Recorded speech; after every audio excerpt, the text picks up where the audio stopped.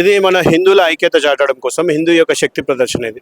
Okay. అసలు హిందువులలో ఐక్యత లేదు అన్నట్లు కూడా కొంతమంది మాట్లాడుతూ ఉన్నారు. మాట్లాడేవాడికి చెప్పు దెబ్బ ఉంటుంది. ఎందుకంటే హిందువుల ఐక్యత లేదనడం హాస్యాస్పదము. హిందువుల ఐక్యత ఉంది. కేవలము ప్రతిసారి రోడ్డు మీదకి వచ్చి చూపించేదాన్ని ఐక్యత అన్నారు. సమయం సందర్భం బట్టి హిందువులు రియాక్ట్ అవుతూ ఉంటారు. కాబట్టి దాంట్లో ఎలాంటి బేస్లెస్ అన్నట్టు అది. ఓకే. అంటే సమయం సందర్భం అంటే ఇట్లాంటి హనుమాన్ జయంతి కానీ లేకుంటే శ్రీరామనవమి కానీ ఇట్లా హిందువుల పండగలు ఇట్లాంటి ప్రత్యేకమైన దినాల్లో మాత్రమే హిందువుల ఐక్యతతో ముందుకు వస్తారు. కానీ మరి మిగతా విషయాల్లో ఉండరు అన్నట్లు కూడా కొంచెం వల్లగుద్ది మాట్లాడినటువంటి సందర్భాలు ఉన్నాయి బయట. లేదు, అది ఇది చాలా తప్పు. నిన్నటికి మనం బంజారా హిల్స్ ఏదైతే గవర్నమెంట్ స్థలం ఉందో అట్లా చెప్పాలంటే చాలా ఎగ్జాంపుల్స్ ఉన్నాయి మా దగ్గర. హిందువుల ఐక్యతతోటి ఈ యొక్క భూములు కానివ్వండి దేవాలయాలు కానీ కాపాడడం జరుగుతుంది. ఓకే. హిందువుల మధ్యలో ఐక్యత ఉంది, ఒక బజరంగ దళ అనేది ఒకటి ఉంది. ఈ భయం అనేది వాళ్ళలో ఉన్నట్లయితే ఎందుకు దేవాలయాల మీద దాడులు జరుగుతాయి, ఎందుకు హిందువుల మీద దాడులు జరుగుతాయి, ఎందుకు ఇవన్నీ కూడా జరుగుతూ ఉన్నాయి అనేది కూడా ఒక ప్రశ్న అయితే బయటకు వస్తా ఉంది. ఇప్పుడు మనము హిందువులది మీకు తెలిసిందే. మీరైనా నేనైనా ఎవరమైనా ఏం కోరుకుంటాము, అందరము బాగుండాలి అని చెప్పేసి కోరుకునే ఏదైనా ధర్మం ఉందంటే అది హిందూ ధర్మం. అంటే అందరి మంచి కోరుకునేది. ఎప్పుడు కూడా మనం మంత్రోచ్చారణ చేసినా, మనం పూజ చేసినా, లేకపోతే ఇప్పుడు యజ్ఞం చేసినా, ఏది చేసినా ఏం చెప్తాం మేము, సర్వే జన సుఖినో భవంతు. ఈ 84 లక్షల జీవరాశులు ఏవైతే ఉన్నాయో వాడు అన్ని సుఖంగా ఉండాలని చెప్పి కోరుకునే ధర్మం.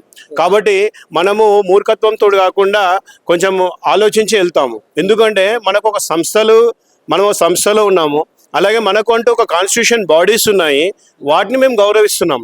కాబట్టి మీకు ఆ పరిస్థితి ఉంది. ఒకవేళ మేము కూడా కాన్స్టిట్యూషన్ బాడీస్ కావు అని అనుకున్నాం అనుకో, ఉదాహరణకు మనకు పోలీస్ శాఖ ఉంది, పోలీస్ శాఖ వారు చూసుకుంటారు కదా, లా అండ్ ఆర్డర్ అనేది వారికి ఇచ్చింది కదా కాన్స్టిట్యూషన్. సో దాన్ని మనం ఒబే చేస్తున్నాం కదా. వాళ్ళగా మనం లా అండ్ ఆర్డర్ చేతికి తీసుకొని మనం ఇష్టం ఉన్నట్టుగా ప్రవర్తించాం కదా.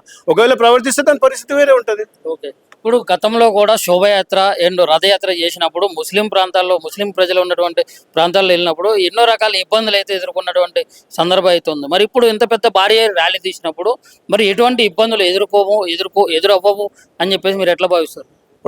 ఇప్పుడు కూడా కేవలము ఒక్కసారి మాత్రమే మనకు మన ర్యాలీ మీద ఆ మాంసం ముద్దలు కానీ మిగతా ఏదైతే ఇబ్బందులు ఏర్పాటు చేయడం జరిగింది. దానికి తగ్గ జవాబు ఇచ్చేసినాం, అయిపోయింది. మళ్ళీ ఇప్పుడు ఆ ధైర్యం చేస్తారు లేకపోతే ముందుకు ఉంటుందని నేను అనుకోను. ఎందుకంటే మనము ఇందాకే చెప్పాను కదా, సమన్వయంతో కాన్స్టిట్యూషన్కి బైండింగ్ అయి మనం ముందుకు వెళ్తున్నాం. కాబట్టి మా యొక్క ఉద్దేశము ఎప్పుడు కూడా సాఫీగా వెళ్ళాలి, సరిగా మంచిగా వెళ్ళాలి, కాన్స్టిట్యూషన్కి లోబడి వెళ్ళాలని చెప్పేసి మేము అట్లాగే వెళ్తాం. కానీ అలా అని మా మంచితనాన్ని అలసిగా తీసుకుంటే మేము తగిన సమయంలో తగిన బుద్ధి చెప్తాం. అంటే ఎవరో వేసినారు, మరి వేసి కూడా చేసి కూడా మేము కాదు, వాడు కొంచెం మెదడు తక్కువడు, వాడు మెంటల్లీ హ్యాండిక్యాప్టెడ్ అన్నట్లు కూడా చాలా రకాల సందర్భాల్లో వారు చేసినటువంటి తప్పును కప్పిపుర్చే విధంగా అయితే ఇక్కడ అధికారులు కూడా చేయడం అయితే జరిగింది. దాని సందర్భంగా ఇప్పుడు వాళ్ళు పిచ్చోడు అని చెప్పి ముద్ర వేస్తున్నారు. మేము అదే చెప్పాము, మీరు అదే పిచ్చోడు అని ముద్ర వేసుకుంటూ పోతాం. మరి మేమందరం కార్యకర్తలందరం పిచ్చోళ్ళం అవుతాము, తర్వాత అలా అద్భుతవుతుంది. కాబట్టి మీరు అట్లాంటి స్టేట్మెంట్లు అట్లాంటివి ఇవ్వకూడదు అని చెప్పేసి మేము డిమాండ్ చేస్తున్నాం. అంటే కొందరు అంటుండ్రు, మామూలుగా బజరంగ దళ నుంచి ఒక ర్యాలీ తీస్తే ఈ ర్యాలీ ముందు నిలబడ్డ కూడా వాళ్ళు టోపీ పెట్టుకోవడానికి కూడా భయపడతారు అన్నట్లు కొందరు, లేదు అంత సినిమా లేదని కొందరు. మీరేం చెప్తారు? ఇప్పుడు ఎవడు భయపడతాడండి? దేశానికి వ్యతిరేకం భయపడతాడు, హిందూకి వ్యతిరేకమయ్యేటోడు భయపడతాడు. ఇప్పుడు దాదాపు 1.5 బైకులు అంటున్నారు, అది ఎట్లా సాధ్యమవుతుంది అనుకుంటున్నారు? ఇప్పుడు ప్రతి ఒక్క కార్యకర్త శివాజీ యొక్క స్ఫూర్తితోటి ముందుకెళ్తున్నాడు. సో ఆల్రెడీ మేము ఒకసారి 1,00,000 బైకులతోటి ర్యాలీ తీసాము. సో ఈ 1,50,000 పెద్ద లక్ష్యం కాదు మాకు. మా కార్యకర్తలు నిరాహార్నిశలు పనిచేస్తున్నారు. సో ఇది కంపల్సరీ ముందుకు వస్తుంది. అలాగే మీ యొక్క సహకారం కూడా మాకు ఉంటుంది, కాబట్టి మేము దాంతో సాధిస్తాం. ఇప్పుడు 1,50,000 బైకులు ఇంత పెద్ద ఎత్తున భారీ ర్యాలీ అంటున్నారు, ఇది విజయం అవుతుంది అని చెప్పేసి అంటున్నారు. మరి దీని వెనక అసలు ఎవరు నడిపిస్తున్నారు? ఇది మరి ఎవరు నడిపించేదండి, ఇది హిందువులది. ఇది హిందువులందరం కలిసి ముందుకెళ్తాము. ఇది మన పేరుకు బ్యానర్ ఉండాలి కాబట్టి విశ్వ హిందూ పరిషత్ బజరంగ దళ ఆధ్వర్యంలో ఈ ర్యాలీ నడుస్తుంది. మరి ఇప్పుడు బండిలో పెట్రోల్ దగ్గర నుంచి కూడా ఇప్పుడు అంతమంది వాళ్ళు వచ్చి చేస్తుంటారు అంటే ఎంతో కొంత బడ్జెట్ అయితే అవుతా ఉంటుంది, పైసలు అవుతా ఉంటాయి. మరి ఆ పైసలన్నీ ఎవరు పెట్టుకుంటారు? ఇది పొలిటికల్ పార్టీ కాదండి, హిందూ ధర్మం కోసము కట్టర్ అంటాం కదా, అంటే స్వయంగా తనకు తాను తయారై వచ్చేటువంటి కార్యకర్తలు ఇక్కడ. ఇప్పుడు మేము పనిచేస్తున్నాము, మాకేమొస్తుందండి? మేము ఒక హిందూ ధర్మం కోసము, దేశం కోసము అని చెప్పి పనిచేస్తున్నాము.